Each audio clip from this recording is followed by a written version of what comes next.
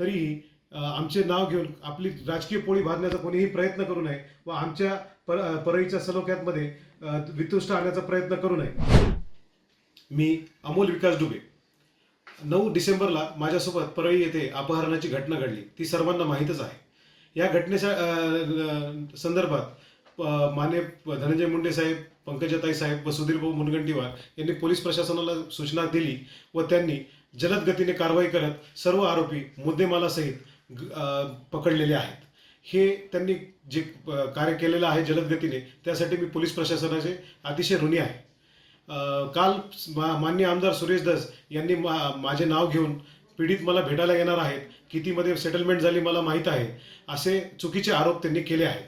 तरी मी त्यांना सांगू इच्छितो की आमचे मुंडे कुटुंबासोबत माननीय गोपीनाथराव मुंडे साहेबांपासूनचे जिव्हाळ्याचे संबंध आहेत.